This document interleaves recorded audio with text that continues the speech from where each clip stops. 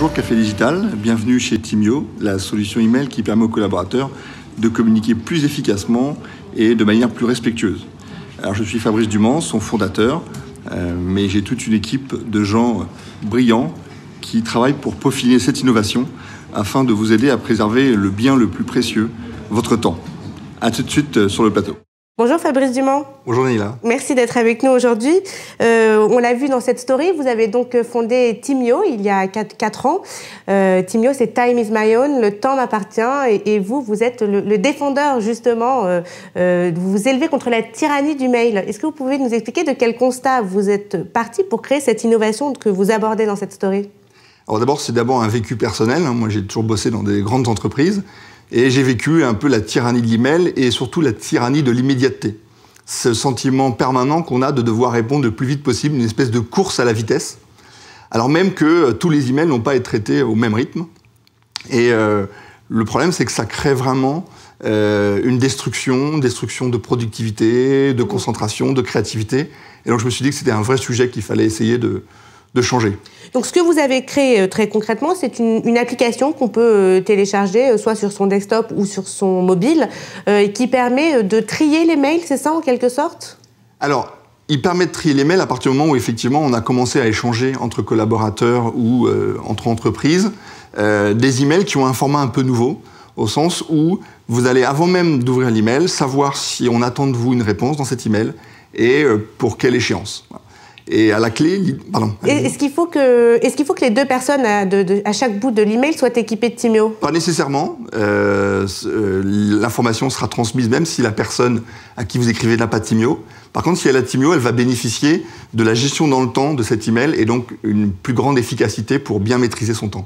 Encore une fois, très concrètement, ça marche comment? C'est-à-dire que Teamio permet de séparer sa boîte mail en quelque sorte, qu'un mail, par exemple, qui demande à être traité dans 2 jours, dans une semaine, arrive dans une boîte séparée, qu'on reçoit des notifications pour dire attention, il faut répondre à un mail. Ça marche comment? Alors en fait, il y a 2 univers. Il y a votre univers habituel, qui est votre boîte de réception, dans lequel, par un code couleur, vous allez pouvoir déjà voir ceux qui sont à traiter aujourd'hui et ceux qui sont à traiter plus tard. Mais on a aussi 2 environnements. L'environnement de ce que j'ai à traiter aujourd'hui et ce que je peux superviser pour plus tard. L'idée maîtresse derrière ça, c'est vraiment de permettre aux gens d'avoir une meilleure maîtrise et de ne pas finalement subir l'arrivée d'un email. Un email arrive, j'y réponds. Un email arrive, j'y réponds.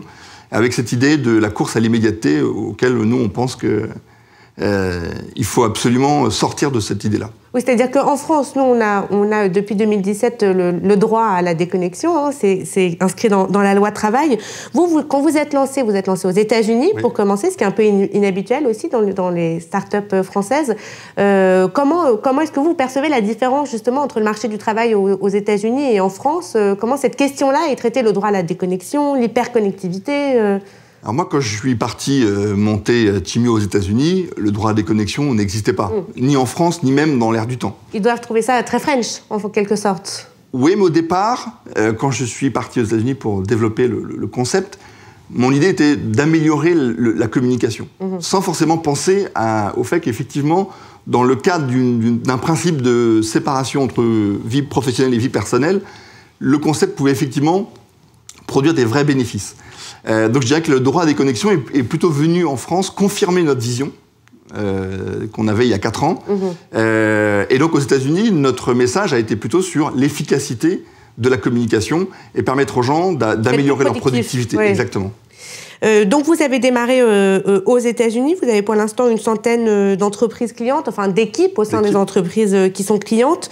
En France, vous êtes en train de tester justement le dispositif. Quels sont vos objectifs de déploiement en quelque sorte? Alors aujourd'hui, on teste sur une dizaine d'entreprises avec l'idée, on a plusieurs entreprises de plusieurs tailles, de plusieurs secteurs. Tout le monde est concerné? Tout le monde est concerné. Donc là, les 3 constats qu'on a aujourd'hui, c'est 1, tout le monde est concerné par le problème, quelle que soit la taille ou le secteur. 2, tous les utilisateurs trouvent extrêmement facile le concept de Teamio. Avant d'envoyer un email, on indique si on attend une réponse et pour quand. Voilà, très simple à utiliser. Pour autant, c'est un vrai changement culturel qui implique pour l'entreprise d'éduquer sur le fait que, par exemple, lorsque je suis un manager, je n'ai pas forcément besoin d'une réponse immédiate. Et à contrario, quand je suis un collaborateur, je peux demander à mon manager une réponse d'ici 3-4 jours. Je peux lui demander ça pour le permettre de mieux gérer lui aussi son temps. Donc la cible sont vraiment les entreprises et non pas les particuliers? Oui, les entreprises, absolument. Est-ce qu'il y a éventuellement, après les États-Unis et la France, d'autres pays qui vous paraissent cibles ou qui vous paraissent plus réceptifs justement à ce dispositif? Est-ce qu'il y a d'autres zones géographiques? Alors, comme on avait prétesté l'application dans beaucoup d'autres pays au préalable, on sait qu'en fait tous les pays sont concernés. Il est clair que dans l'idée d'un déploiement, on va d'abord travailler sur l'Europe et notamment la Belgique, puisque la Belgique pense aussi à une loi de type droit à déconnexion. Mais de toute façon, Timéo ne s'applique pas uniquement à ce principe-là. Et donc, toutes les entreprises dans le monde entier sont à la recherche d'un équilibre entre performance, mais en même temps le respect aussi de l'individu, lui permettre quand même de mieux gérer son temps et aussi son temps personnel. Une dernière question, juste pour revenir un petit peu sur l'email en tant que tel. Effectivement, l'email existe depuis presque 50 ans maintenant, ça n'a pas du tout changé.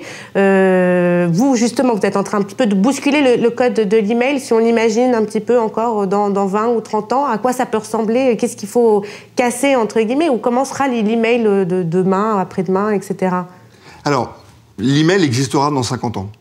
Tout simplement parce que c'est une communication écrite digitalisé. Donc il s'appellera peut-être autrement. En tout cas, notre besoin en tant qu'humain de communiquer, il sera le même dans 50 ans. La question essentielle, c'est comment, face à cette avalanche de flux d'informations, on permet aux individus quand même de rester efficaces et d'avoir des moments de respiration. Et moi, ma conviction profonde, c'est que c'est en travaillant sur cette notion du temps qu'on va permettre aux gens de bien digérer ce flux de plus en plus abondant. Hein. Ils s'échangent 180 milliards d'emails par jour. Oui, ça fait tourner la tête, oui. Voilà. Donc il faut effectivement permettre aux individus de reprendre la main, de ne pas subir. Et donc c'est tout l'objet. Et je pense que cette dimension du temps est peut-être au centre de cette révolution digitale. Merci beaucoup, Fabrice Dumont. Merci, Neila.